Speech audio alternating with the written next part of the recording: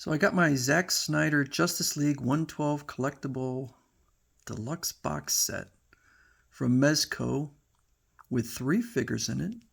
We have the black suited Superman, we have the Flash, and we have Batman. And so I decided what I would do is go through each figure one at a time rather than all three at once. And so the one I'm going to start with is the Flash. Now, I'm not going to get into the actor Ezra Miller. I already talked about him.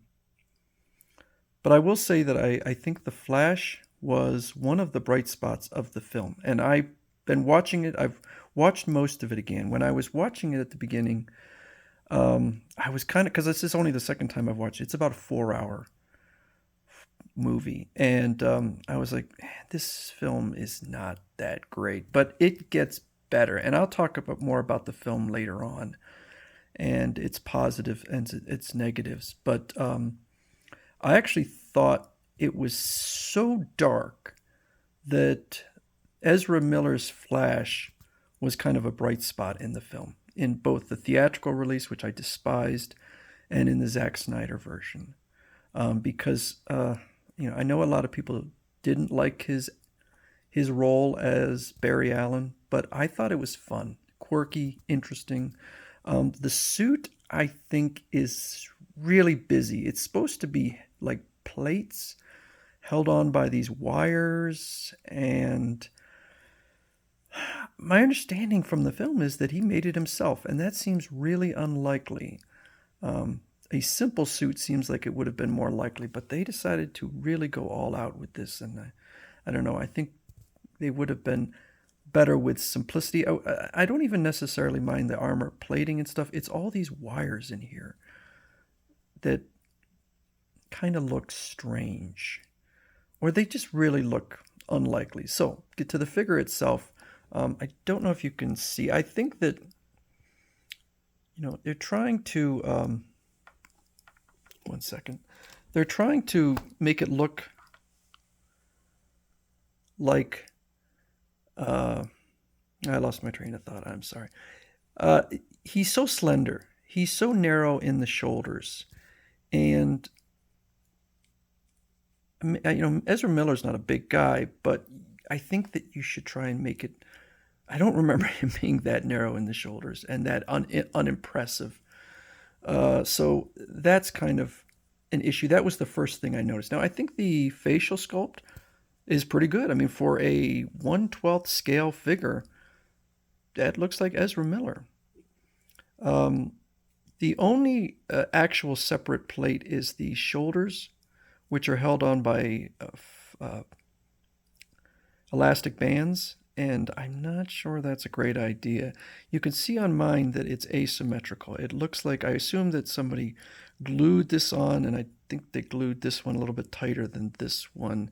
And it's certainly a point on here that could snap over time. Usually in the Mezco figures, they have a base body covered with a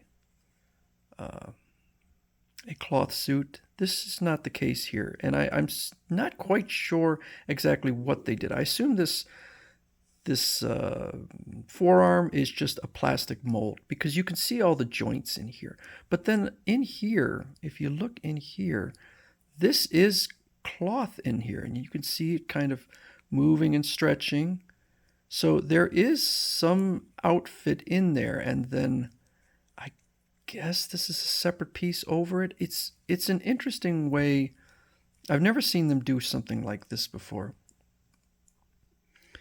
And you can see the joints back here too. So with a lot of the figures, like the Batman and Superman that I'm going to show in other videos, you can't see the joints, but you can with the Flash. And so also this here, sorry Barry, this is cloth. Now, because of the nature of the suit, his articulation is terrible, because you try to move it to the side, it butts up against here. He's got almost no movement forward and backward. His arms are very limited, and if you really cranked it, I think you would have some problems because of these separate shoulder pads, and I would be worried about damaging them. So if you wanted to, say, have him in one of his running poses, good luck. Now, okay, I'm going to show in here real quick. So let's take a look at this. So there's the three figures. Let's get to Barry.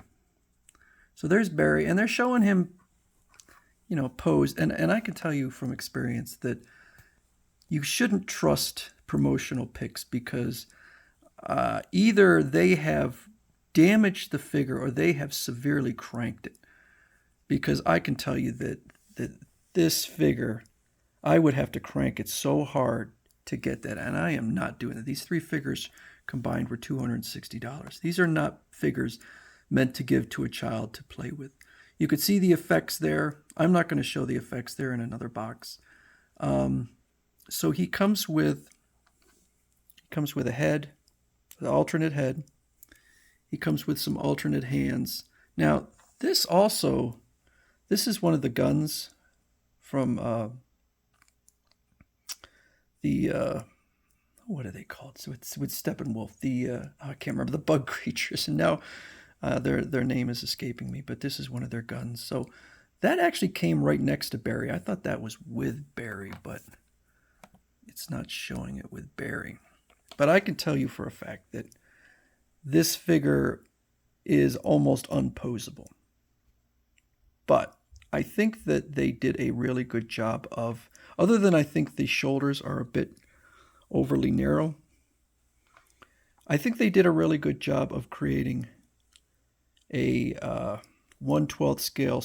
Okay, so you can see that this is a separate piece, and that he's got cloth that's probably tucks into there. So this is, I guess, a plastic piece over a central body shape. It's interesting. But my other issue is like concern about this. But he's going to sit on a shelf. And I won't be playing. I don't play with my figures. They are there for display purposes only. But I think it's nice. It is a very complex figure, so probably the most complex of the three figures that it came with. So this is the first of my Zack Snyder. Only have three of them. They didn't do Wonder Woman or Aquaman or Cyborg. So I guess these are the three most popular. I'm not sure why they chose just these three. I mean, I guess Batman and Superman are no-brainers. And Cyborg is just, I love the character. I think he and Barry were the standouts in the film, but that costume is just ridiculous. I did not like the design of Cyborg's body. So anyway, that's The Flash from Zack Snyder's Justice League.